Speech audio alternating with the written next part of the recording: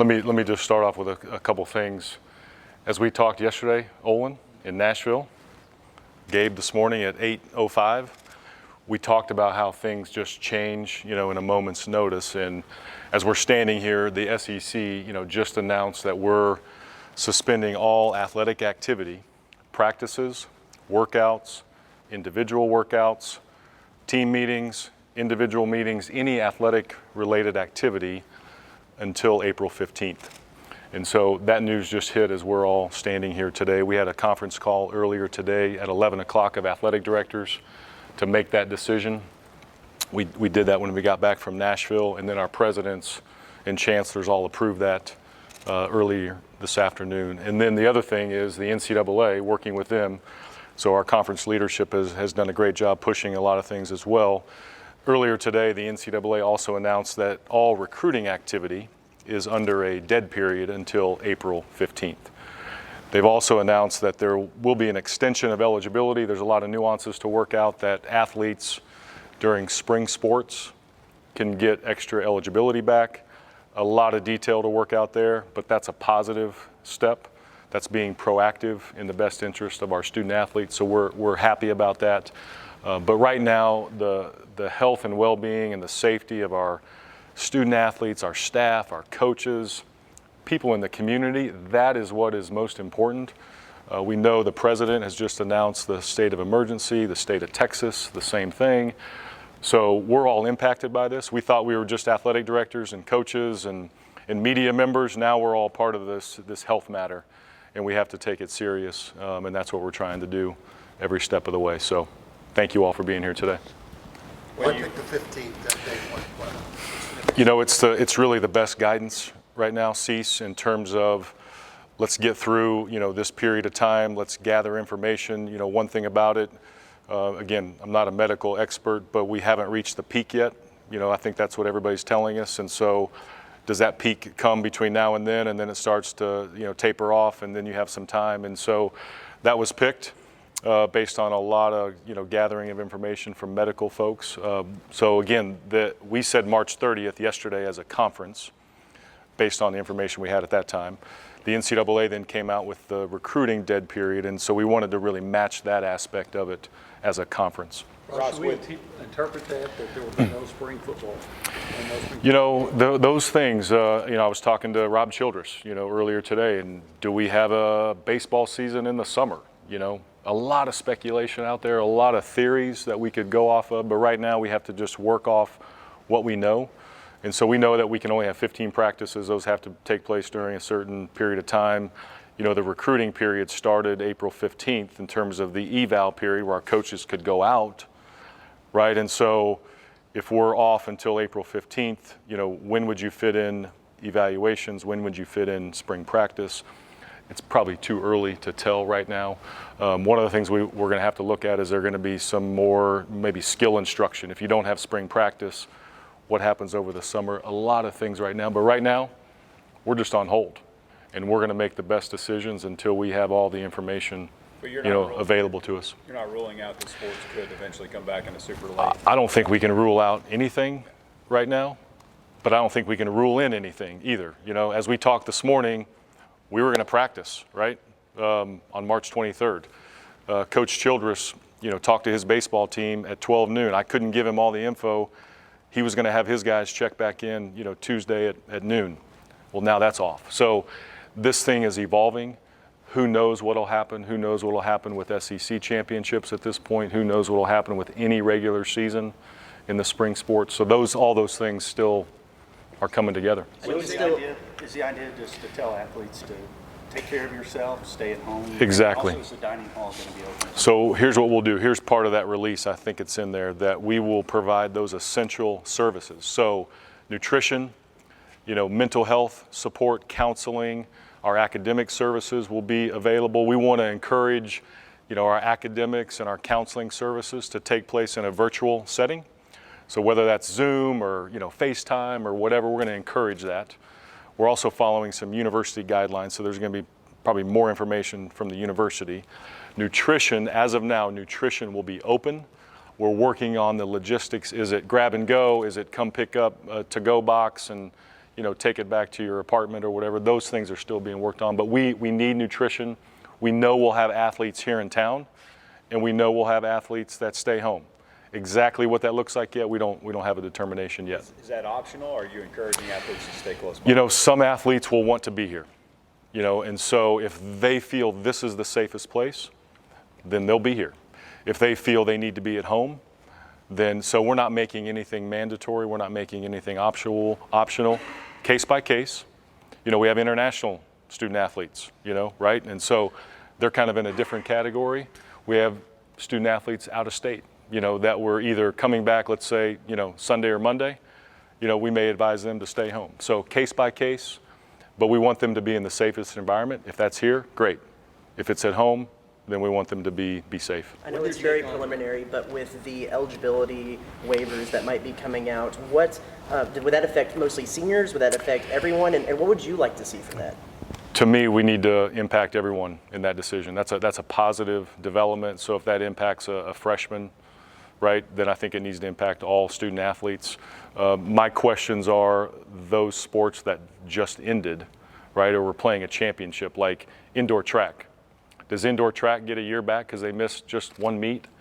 I don't know that answer yet. Does our women's basketball senior class, because they just missed the NCAA tournament? I don't have that answer yet. So those are kind of the things that we have to work through. How does that impact scholarship allocations? How does that impact roster management?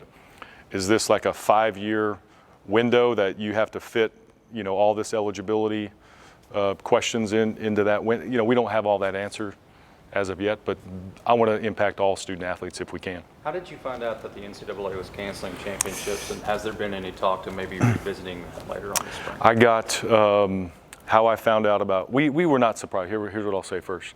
We were not surprised about basketball. I think everyone saw that coming, right? That basketball was going to be either suspended or canceled altogether. I got 2 text messages, one from my man Travis right here, and JT Higgins at the exact same time. Hey, did you see this? The NCAA just canceled all spring. That's how I found out. It was literally 2 text messages. So we had no advance notice. We were blindsided by that. And look, these things are happening fast. You can't really fault anyone. But I wish there was a constant dialogue, and I think that's been missing in all of this. Was that the right decision, Rob? I think as a conference, we wish that there would have been more time given. Just like we're giving time to April 15th, we wish there would have been more time given. But now that you're seeing this action today by a lot more states going to state of emergencies, the administration at the president level, it's hard to second guess. This thing's happening so fast. But I wish we would have given a little more breathing room until we canceled those events, but that's where we are right now. Can you talk about just the positive part about these spring athletes? I mean, getting that another year of eligibility, Aggie land, the fans, in this time of kind of like darkness, what's something that you would maybe want to tell them to kind of give them a sense of hope and belief, that, to try and stay positive during this time? I think that if any fan base, if any, university, community is going to understand all of this, I think it's Aggies, right? That's the spirit that we all have. That's what makes us unique. We all have this bond as being Aggies. We all like to gather. So we're going to miss gathering, for a while. But I think when we come back together, it's going to be more powerful than ever. And so whether that's at a sporting event, whether that's at Yale practice, I think Aggies are going to want to gather. And so I think that's going to be the hope, is that there's going to be a future. We're going to come back together. We don't know when yet, but it's going to happen. And when it does, let's make it powerful. Let's capitalize on that. How many student athletes have you actually been able to have some sort of either telephone or contact with, and especially maybe some of those seniors who up until now maybe thought it was the end? What did those interactions been like? What have their feelings been like? Obviously, in person, men's basketball, because I was with them. I did talk to one of our swimming student athletes the other night. Just disappointment, sadness, confusion. What does this mean for me? Obviously, we had a conference call with all of our coaches this afternoon, our head coaches, and informed them. So they're now communicating with their athletes. I don't know what that looks like yet, just because everything's happening so fast. But it's really sadness, disappointment. But also in talking to some of the men's basketball student athletes, they're like, hey, we didn't want to put ourselves in harm's way. And so I think from that standpoint, I think they were relieved that they didn't have to go out there, and perhaps something happened. Would you like to see SEC baseball championship or softball SEC championship? Is that still on the You know what, I want to reserve some of that because I do believe, we need to get back to playing games, but that's not the most important thing right now, right? The health and safety is way more important. So what championships look like, is it scaled down? I hope there's a window for that, but I also know that we don't know where this thing's going yet. Until we have that, then I think it's too early to talk about that. I'm sure this will be broached probably later on, just depending on what happens, but as far as season ticket holders and folks who... Yeah, right now what we've done is with our ticket holders, we said we'll get back to you. Again, now that we know we moved from March 30th to April 15th, that's 2 more weeks now. And so what does that look like for if we resume seasons, things like that? We don't know yet. Right now we've just kind of put everything in a holding pattern.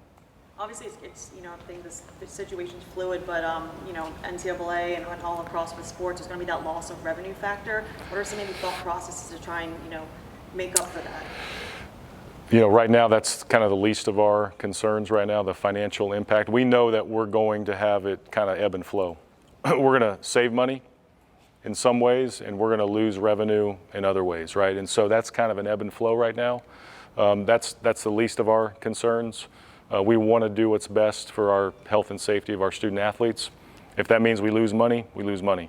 If that means we have to offset that with something else, we'll look at that later. Have you heard anything from Pat Henry or track about they were on the eve of running, they were there and then told you can't run and now they won't have an outdoor championship? Yes, very disappointed. We saw his statement, you all did. Just crushed that our athletes could not compete at the highest level. That's what they trained for. They're in the process of getting on an airplane and flying back, so we're getting them back here to College Station tonight. Just disappointment. Again, we're all here because of student athletes. And when you have a coach who trained those kids 3 years, 4 years, 2 years, recruited them, and you have to tell them, hey, we can't play. That's crushing. So whether it was Buzz Williams telling his guys or Joe Evans getting ready to play an SEC, series, or Rob Childress, they were getting ready to leave on the bus yesterday. And we had to say, we're off. That's crushing. Like when we're doing this, like we're in it for more than just the games. And so Pat Henry's devastated because they're there, they're warming up. The lights are on, and then all of a sudden it's off. That's tough. But this is a learning lesson, and we have to be safe, and so therefore that's why we're taking all these precautions. I know you mentioned everything was case by case, but you do have, like you said, some international students. How much of a challenge has that been, and how important is some of these mandatory service and stuff, and to make a little bit of home be here for them? So internationally, we're doing a scan of when were they going home next? Do they have any visitors coming? So we're gathering all that information. It's too early to say exactly where everybody sits right now. If there's extra things that we can do that they need, the NCAA is going to allow for that. I don't know what that is yet. Is that we send them home at a different time than they were normal? I don't know yet. But we can do more for our international student athletes if we need to, related to travel and resources. So we'll look at that. You touched on it some, I believe, yesterday already, but as far as the protocol, getting folks tested or physicals and things like that, is the training staff in charge of that? So, right now, any testing in Brazos County has to go through the health department. Okay. So our doctors would facilitate anybody who comes up with any sort of symptoms. We do want our athletes, if you do come back in town in the next couple weeks, to check in with our trainers. We had our trainers yesterday reach out to all the teams to just talk through how they feel. So we're going to constantly be doing that. So our training rooms, back to I think Brent's question, our training rooms will be open, and so we will allow physically visitors to come into our training rooms, but we're going to constantly stay on top of this because this is a moving target every single day. Ross, what would you suggest to maybe the rules committee in terms of tweaking the football calendar? Do you start earlier than August? I don't know, Gabe, to be honest with you. I think that's a longer term look at this is what happens in the fall. How long does our country and the world have an impact of this? We don't know yet. So as you get into the later spring, what happens to this whole virus? Again, we've kind of moved from athletics, to health sort of caregivers, if you will, without having the technical degree. So how do we care for them? What happens in the fall? I don't know yet. This What is it? wasn't in the AD playbook, was it? You know, I've been looking. There's an AD manual somewhere that has this in there, but I haven't found that yet. So it's not in the manual, that's for sure. So what is the contact, let's say, for Rob Childers and his staff when these kids, because these guys have been under supervision almost every hour accounted by Rob and his staff, for example, so what is the contact for like any spring sports staff and athletes? That's a great question, and that's something that we're still gathering really some input on, because we've eliminated individual workouts. So I can't have student athletes come to my weight room over here. They can't come. But we know they're going to want to work out, right? So how do we advise them? How do we counsel them? What do they do with their time?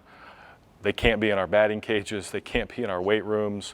Our training rooms will be open. Nutrition will be open. But everything else is going to be shut down. And so advising them, filling their time, we know class will continue, right? Starts on March 23rd. There's going to be online class. But what else do they do? We have to come up with that. We have to come up with content to keep them fulfilled right now. With how crazy the last 36 hours has been, Ross, are you pleased with how just proactive, not just A&M, but the SEC has been kind of getting out in front of all this? You know, that's been really, really great to see from our commissioner. I believe that really nationally, he's kind of led the charge in a lot of these efforts to just, be thoughtful, be mindful, be organized. You know, that's one thing that I've tried to do myself, is try to be organized and be informed as much as I can. So that way I can talk to either you or talk to our coaches or our staff. So I think that's been really great from the SEC perspective. And the good thing is we always have an AD meeting in Nashville at the SEC tournament. That's a given. So we were having a meeting already. So I think the great thing is we were face to face. We could see everything coming together. We had the leadership of Greg Sankey. And literally, as we're sitting there at 9:30 on Wednesday when our meeting started, things are popping minute by minute. And so to be there in real time, you could react. And so I think the logistics of it, worked out pretty well, along with the leadership. So what has this been like for you? When you probably left for Nashville, you thought you were going for one thing, and now here you are meeting with us when it seems like the whole world has changed. I think in leadership, you got to pivot, when you need to pivot. That's what it's all about. So again, there's no manual. What's right? What's the information? Let's make the best decisions. Let's protect the student athletes. What's best for the university? Those are all the things that you go through. When I left on Tuesday afternoon, I thought that we would go to Nashville and we would play games but not have spectators. That was my general sense, that is where it was trending. And then again, Wednesday morning you wake up and things are kind of shifting, right, around the world, around the country. And then the biggest flashpoint was that Oklahoma City, Utah Jazz game. We all saw that. That's visual. They're pulling teams off the court. That's basketball. We're playing basketball the next day. That visual really was the flashpoint to have everyone just pause and say, hey, we can't do this. We can't play these games. So I thought something would happen. Didn't quite know to this magnitude. Beyond the student athletes, how many could you guess of seasonal or hourly employees do you have working with these games that their livelihood might be affected, and what's the next steps for them in regards to that? Thousands of sort of hourly employees, whether they help clean our facilities, whether they take tickets, provide security, work concessions. Thousands right now.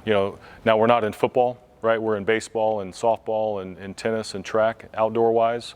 So we're not at the magnitude that you would be if this happened during football, but there's people that rely on this. So we don't have a plan for all of that. I know some professional teams have looked into how do they accommodate. We don't know yet. We'd like to, but we have a lot of third-party vendors that work with us. So we'll be in communication with them on maybe some plans on how to just, support them the best we can. Is the baseball team allowed to meet individually? If they were hey, let's all go over here and have a catch, or is there certain restrictions on that? Just not If student athletes, if they want to do that on their own, we can't organize it. We can't be there. Can't be at our facilities. But yeah, we're going to have that. We're going to have somebody on the tennis team want and go hit tennis balls somewhere, right? So we're not going to be able to really stop that, but we can't participate. We can't have coaches there. So everything's going to be shut down from an organized standpoint. How's that work arm health wise with a guy like Lacey? But every pitcher has to be with.